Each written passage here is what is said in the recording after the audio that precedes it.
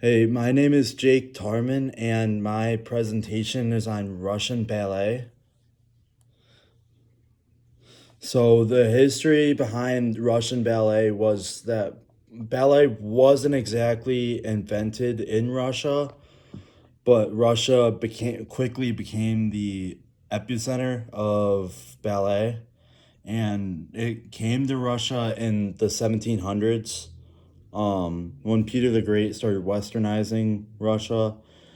And Peter the Great was one of the empires of Russia. And when Catherine the Great was Empress of Russia, she organized all these, like, she was the central organization of all these ballet schools and all these theaters in Moscow and St. Petersburg in Russia. And there's a lot of ways that, like, Russia valued um, valued ballet. So they really changed the way that ballet was being done and put in some elements that were not in ballet before they came to Russia. And also, famous leaders of Russia, like, saw ballet, they were very passionate about it. And then they wanted to spread their interest of ballet to many people, so that's how it all spread across the whole country. And Russia and people in Russia believe that with ballet, it's a nice way to become really successful, and you can rise up and, like, earn, like, get famous by doing that stuff. So they are very passionate about it. Um, So what I learned about the Russian ballet was I didn't know that it was originated in Italy in the 1500s. Um, I also didn't know that, like, ballet is pretty much the second home is Russia, and that really changed how people do ballet. So before, when it was originated in Italy, it wasn't the same that when it passed through Russia.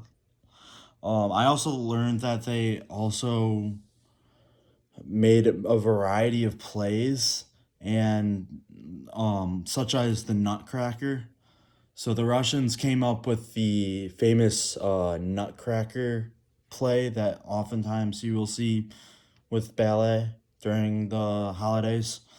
And Russia is the home to two of the biggest ballet companies in the world, such as the Bolshoi Ballet Company and the Karav Ballet Company.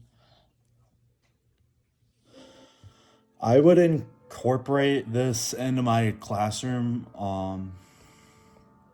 in a variety of ways. I would teach my students that this is a very important activity in Russia, and, like, I would teach them, like, how, like, oh yeah, like, Russian ballet is very interesting. Like, you can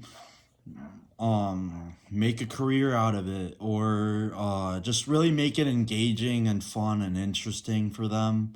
um that's what I would say how you can incorporate this into the PE classroom. um because many people think ballet is just a stereotypical, like, kind of not the normal thing to do, but you can really, like, it can really become a hobby if you put your mind to it and stuff. So how would I include a good cultural attitude and of respect in my classroom? I would teach them how to, like, pronounce the different words the right way, just out of respect. I would teach them, like, that Russian ballet is, like, very different compared to your typical American activities. Um, like, there's a lot more interesting moves that are specific to ballet that you don't really do in any other sport. And I would just explain to them that, like, oh yeah, Russia, like, this is their thing. Like it is really important to them. Um, just like just like have them like learn how to respect and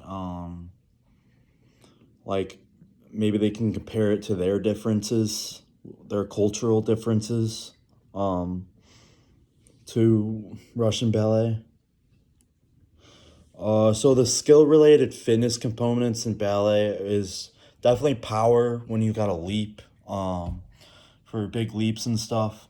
And then you got to be really coordinated, like just be able to move your body in multiple ways. Like there is a lot that you have to do. Like maybe like I heard there's like you step on your toes and you try to balance on your toes, or also reaction time is the big one. Just being able to like have a rhythm and be able to do the specific movements like in rhythm with the music. Um, or like balance where you have to like a lot of times you have to balance on one foot or just balance on your tippy toes. Just being able to stay upright and not falling over. That's definitely a big one. One of the health related fitness components used in ballet is cardiovascular endurance. Since you're doing like a variety of movements, like you're constantly moving, that'll keep your heart rate up for an extended period of time, which will build up your cardiovascular endurance. Also, muscular strength. There's a lot of like maybe like in this picture behind in this slide they're kicking up their feet like that. You have to have a lot of muscular strength to kick up that high and stuff like that.